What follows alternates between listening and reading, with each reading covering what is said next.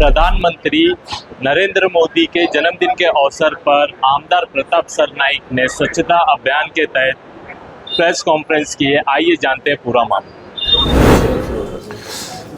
सबसे पहले आप सभी लोगों को धन्यवाद देता हूं और खासकर राज्य के मुख्यमंत्री आदरणीय एकनाथ शिंदे साहब को बहुत दिल से धन्यवाद देता हूं कि मीरा भाईंदर की जो कचरे की समस्या है वो ख़त्म करने के लिए उन्होंने 150 करोड़ की निधि इस मीरा भाईंदर महानगर पालिका क्षेत्र के कचरा प्रकल्प के लिए उपलब्ध करके दी और उसमें से हम 2 प्रकल्प कर रहे हैं जिसकी वजह से गीला कचरा और सूखा कचरा जो अलग अलग हो जाएगा और उसका जो भी प्रक्रिया होती है वो प्रक्रिया होगी।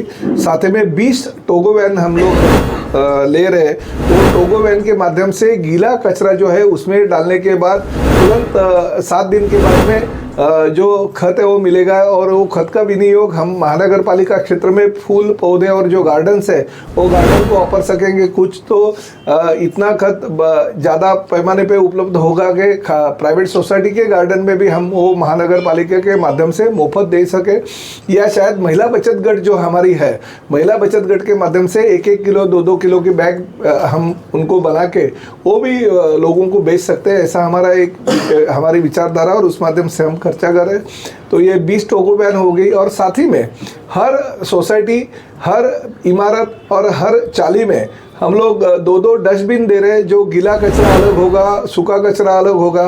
साथ ही में हम जो फुटपाथ है वो फुटपाथ पे भी कचरा होता है, जिस जगह पे ज़्यादा कचरा जमा हो जाता है उन लोगों के लिए वो कचरा डिब्बे में डालने के लिए वो स्टील की ये लगा देंगे, हम लोग डस्टबिन फिक्स कर देंगे ताकि लोगों को जन जागृति हो जाए और लोग उसमें कचरा डालें। और 2 प्रकल्प हम ऐसे निर्माण करें कि जिसकी वजह से मीरा भाईंदर का कचरे की जो समस्या उसके ऊपर थोड़ी सी बहुत ही कम कचरा होगा, जिसकी वजह से डोंगरी जो उत्तन का डंपिंग ग्राउंड है उसमें जो कचरा सब जाता है तो कम हो जाएगा और उत्तन वासियों को, डोंगरी वासियों को जो तकलीफ होती है वो तकलीफ दूर हो जाएगी। खासकर मेरा यही कहना है कि आदरणीय पंतप्रधान नरेंद्र मोदी जी स्वच्छता दूत बन के पूरे दुनिया में अपने आप को ज़्यादा से ज़्यादा लोगों तक पहुंचा रहे और भारत की जनता भी कोशिश कर रहे कि ज़्यादा से ज़्यादा स्वच्छता हमारे घर में होगा। अगर हम हमारे घर के अंदर का शौचालय अच्छी तरह से रखते हैं तो हमारा कचरा जो है वो भी कूड़े में डालना उनका फर्ज बनता है। तो इस तरह से हम कोशिश कर रहे हैं कि ओड़ा माजुड़ा विधानसभा मतदार संघ का जो मीरा भाईंदर का क्षेत्र है और ठाणे का क्षेत्र है उसके लिए ये जो निधि शासन के माध्यम से मिली है उसका विनियोग अच्छी तरह से हो जाए। और साथ ही में मैं मुख्यमंत्री जी का भी धन्यवाद देता हूँ कि उन्होंने मीरा भाईंदर और ठाणे शहर के ऊपर बहुत ही ध्यान दिया और एक कचरे का प्रकल्प ज़्यादा से ज़्यादा कैसे शहरवासियों के हित के लिए हो ये इसकी उन्होंने कोशिश की और मुझे उन्होंने पैसे निधि की उपलब्धता करके दी। साथ ही में 2 अक्टूबर को गांधी जयंती है। गांधी जयंती के अवसर पे हम हर सोसाइटी चाली को जो डस्टबिन दे रहे हैं उसमें ही वो कचरा और गीला और सूखा जो है अलग अलग कचरे डालना चाहिए, हमारा ये कहना है।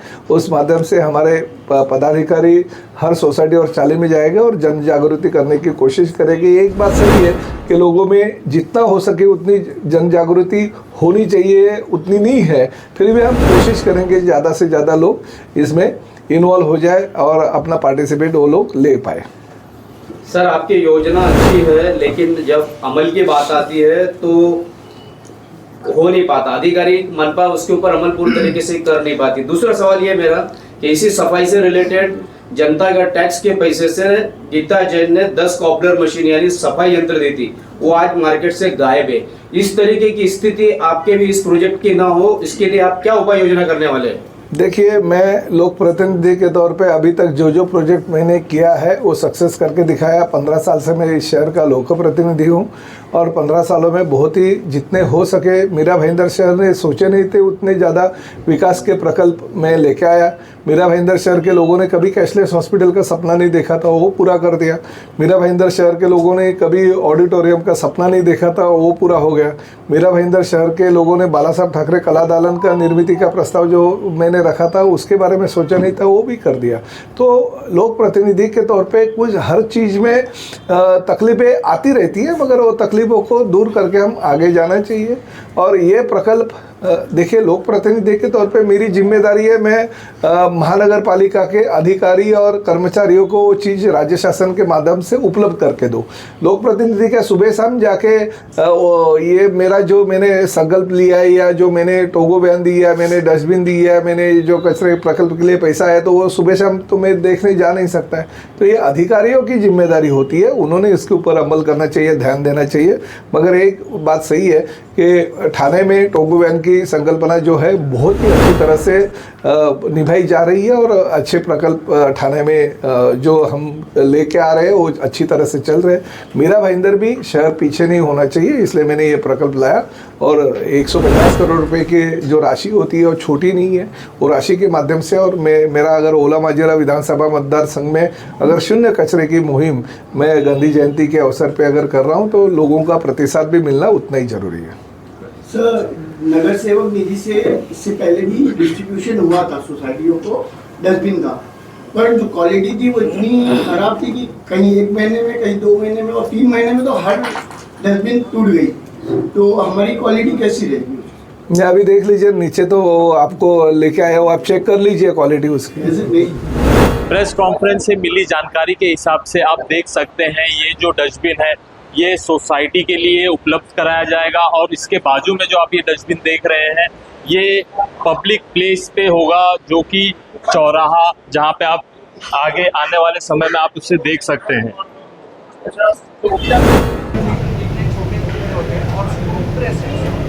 दबने के बाद में पानी आता है, वो पानी इसके नीचे 400 लीटर का टैंक है, तो वो टैंक के अंदर पूरा जम जाता है, जो जनरली लोग रीचेक करके होते हैं। इसमें कोई ऐसा प्रकार नहीं है, इसमें सिर्फ जो वाटर कंटेंट है, जो पानी रहता है, कोई भी पदार्थ नहीं, बस उतना ही इसका पानी निकल के इसके अंदर चला आता है। इसमें कोई रिस्ट्रिक्शंस नहीं, आप होटल में डालो, अपना कचरा डालो, भाजी मार्केट का, फूल मार्केट, अनाज मार्केट, सब्जी मार्केट, कहीं का भी आपको ये सारा चीज़ें इसके अंदर डाल सकते हो। और इसके अंदर जाने के बाद में आपको 8वें दिन, अगर सपोज आज 1 तारीख को अगर आपने इसके अंदर डाल दिया ये सारा कचरा, तो आपको 8 तारीख को खत मिलता है। इसमें जो भी आप इसकी कैपेसिटी 1.5 तारीख की है पर डे, हर दिन 1 टन आप डाल सकते हो, तो इसका 10 से 15% तक का आउटपुट आता है, यानी 100 से 150 किलो हर टन के पीछे घर बन के बाहर आता है 8 दिन के बाद।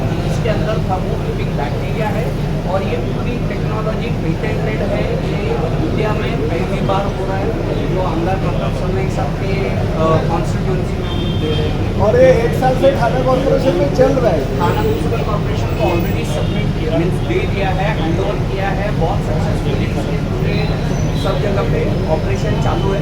अभी हम लोग थाना को शिवाई नगर और ये 2 एरिया में जो पर्यावरण के हिसाब से बहुत महत्वपूर्ण विभाग है, वो साथ के एरिया में आते हैं, तो वहाँ पे हम लोगों ने इसको डिप्लॉय किया हुआ है 2 गाड़ियाँ में, जो पूरा वहाँ पे हर दिन 3 टन कचरा जमा करती है, जो गीला कचरा है वो लेती है और इसका कंपोस्ट होता है। और ये जो कंपोस्ट है वो आप कोई भी मट्टी में मिला के आप किसी भी म्यूनसिपल कॉर्पोरेशन में, किसी बिल्डिंग में, गार्डन में, कहीं पे भी दे सकते हैं। और इसके पीछे साहब का एक बोलना ऐसा है कि जो घर बनेगा वो लोकल सेल्फ हेल्प जो ग्रुप होती है, महिला बचत गट या उनको, यानी महिला सशक्तिकरण के हिसाब से उनको ज़्यादा उसका बेनिफिट होगा, तो उनको भी 2 पैसे का आवक हो जाएगा। तो ये उनका कॉन्सेप्ट है साहब का, और ये साहब की ही नीति से हमने 2 सप्लाई किए वहाँ थाने म्यूनसिपल।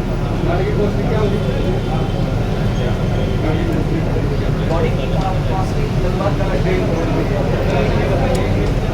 कैपेसिटी क्या है, पर डे मिलेगा कितना, या फिर एक टाइम में 1.5 टन का डाल दिए तो 8 दिन आप गाड़ी को यूज नहीं करना है, ऐसा कुछ नहीं करना था। अभी इसमें आप हर दिन 1.5 टन डाल सकते हैं।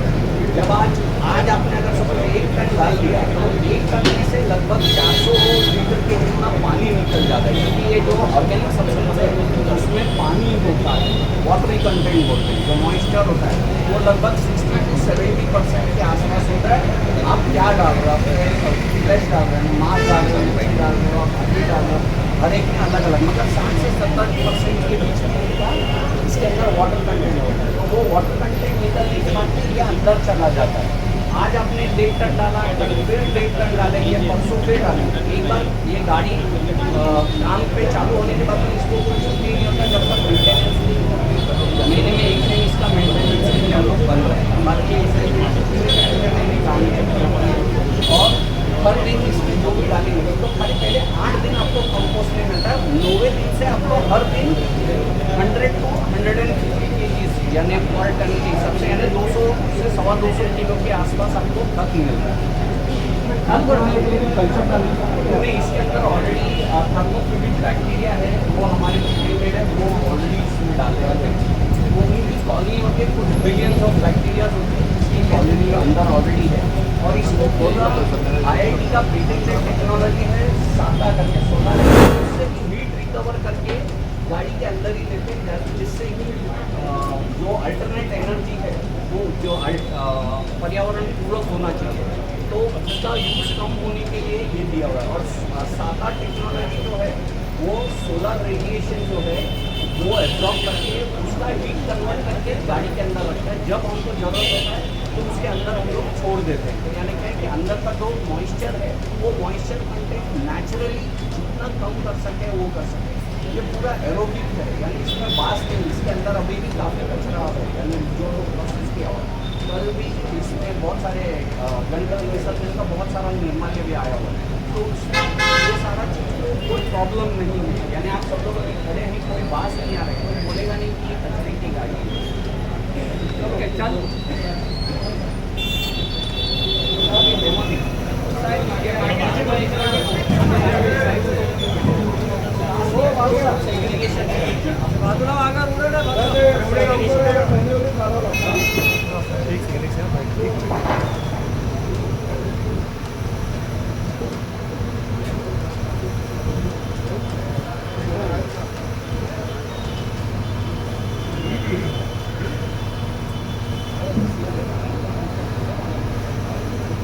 ये मैनुअली करना पड़ता है कि ऑटोमेटिक जाता है? नहीं नहीं, मैंने इधर से मैनुअली उधर ऑटोमेटिक। अरे वो मिर्ची डालना तीखा लगेगा।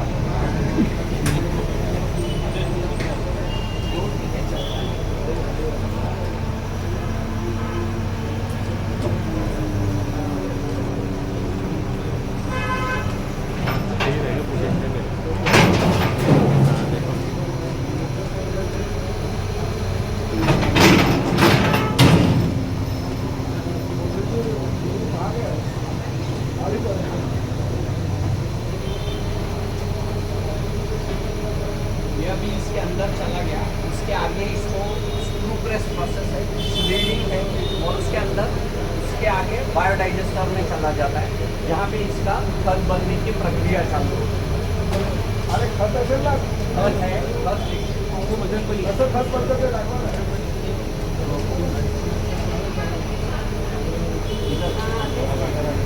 या असे इसके जैसा ये खत बनता है, पूरा ड्राई है, ओडोरलेस है, कोई बात नहीं। आपण झाडांना झाडांना, शेतात, फार्म हाऊसला, सोसायटी कुठे पण तुम्ही करू शकता। पहिला बचत गटाला द्यायचं आपण अशा बनवू एक पीछे जो टोबो वैन जाते हुए देख रहे हैं, ये गीला कचरा लेगी और इसे खाद के रूप में बदलेगी। आप इसे देख सकते हैं, इसके पीछे पूरा गीला कचरा रखा जाएगा और ये धीरे धीरे करके ये अपने अंदर वो कचरा ले लेगी। मैं महेश कनौजिया, कैमरामैन धर्मेश शर्मा के साथ RMC न्यूज़। इस तरह की डेली अपडेट्स के लिए हमारे चैनल को लाइक, शेयर, सब्सक्राइब करें।